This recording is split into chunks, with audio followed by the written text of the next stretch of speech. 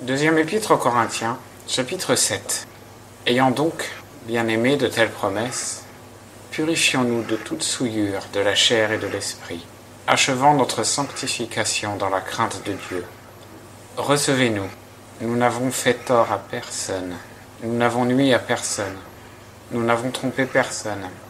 Je ne dis pas cela pour vous condamner, car j'ai déjà dit que vous êtes dans nos cœurs pour mourir ensemble et pour vivre ensemble.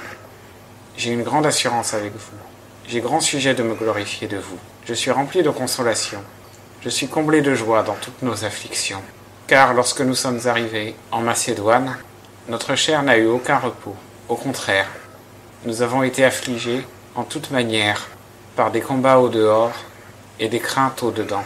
Mais Dieu, qui console ceux qui sont abattus, nous a consolés par l'arrivée de Tite.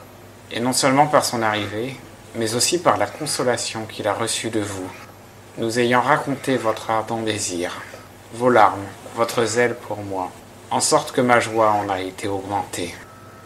Car bien que je vous ai attristé par ma lettre, je ne m'en repens pas, si même je m'en suis repenti, parce que je vois que cette lettre vous a attristé, bien que pour un peu de temps.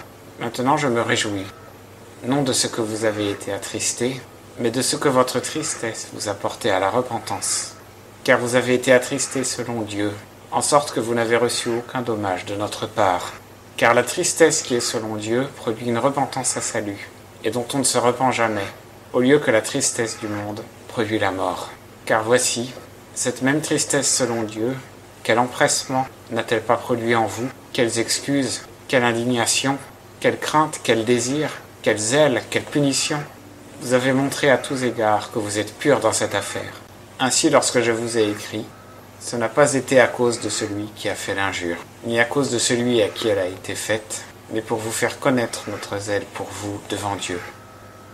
C'est pourquoi votre consolation nous a consolés, mais nous avons été encore plus réjouis par la joie de Tite, car son esprit a été restauré par vous tous. Et si je me suis glorifié de vous devant lui en quelque chose, je n'en ai point eu de confusion, mais comme nous avons dit toutes choses avec vérité, ainsi, ce dont nous nous sommes glorifiés auprès de Tite, c'est trouver la vérité. Aussi, quand il se souvient de l'obéissance de vous tous, et comment vous l'avez reçue avec crainte et tremblement, son affection pour vous en devient plus grande. Je me réjouis donc de ce qu'en toute chose, j'ai confiance en vous.